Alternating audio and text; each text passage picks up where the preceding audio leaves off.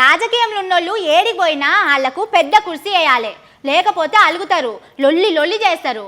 మాకు కుర్సీ వేయరా, మమ్మల్ని స్టేజ్ మీదకి పిలవరా అని ఆగమాగం చేస్తారు. రాజకీయ మీటింగ్లల్లో ఇట్లా చేస్తే ఏం కాదు, కానీ గుడులలో పోయి ఇదే పంచాయతీ చేస్తే ఎట్లుంటుంది చెప్పుండ్రి.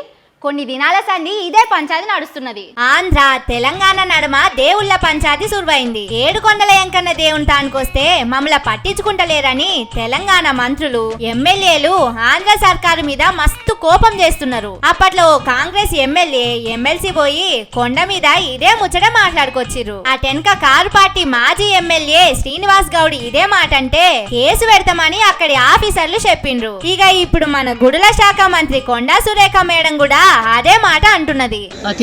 తిరుమల తిరుపతి దేవస్థానం నుండి మా తెలంగాణ నుంచి వచ్చేటువంటి భక్తులు కొంత గత గవర్నమెంట్ నుంచి నిర్లక్ష్యానికి గురి కాబడతా ఉన్నారు. అగో దేవుని తానికి పోవటానికి కష్టమేమున్నది మేడం? భక్తి ఉన్నప్పుడు జరంత సేపు లైన్లో నిలబడ్డానికి తిప్పలేమున్నది చెప్పుండ్రని వెంకన్న స్వామి భక్తులు అడుగుతున్నారు. చాలా మంది మెట్ల మీదకెళ్లి 7 కొండలెక్కి స్వామికి దండం పెట్టుకొని వస్తారు. ఇంకొందరైతే 2-3 రోజులు లైన్లో నిలబడి మొక్కుకుంటారు. దేవుని ముంగట మనుషులందరూ ఒకటేనాయే. మంత్రులైతే ఒక తీరుగా, ముఖ్యమంత్రులైతే ఇంకో తీరుగా చూస్తాడా? పేదోళ్లను, గొప్ప ఓట్లేయించుకున్నోళ్లను, ఓట్లేసినోళ్లను అందరినీ ఒకటే తీరుగా చూస్తాడు. మనం కూడా అట్లనే ఉండాలి. కానీ దేవుని ముచ్చట్ల పక్క రాష్ట్రంతో ఇట్లా పంచాది పెట్టుకున్నాడు ఏంది మేడం అని ఈ ముచ్చటెరికేనోళ్ళు అంటున్నారు. సురేఖ మేడం ఒక ముచ్చట చెప్తా ఏమనుకోకుండ్రి. మన కాడ మీరే గుడుల మంత్రి. మన గుడులను ఎంత మంచిగా చేయాలి, పక్క రాష్ట్ర పోళ్ళు వచ్చి మన గుళ్ళ కాడ లైన్లు కట్టేటట్టు చేయాలి. అసొంటి మీరే ఈడ రాజన్న కోడెలను అమ్ముకున్నారని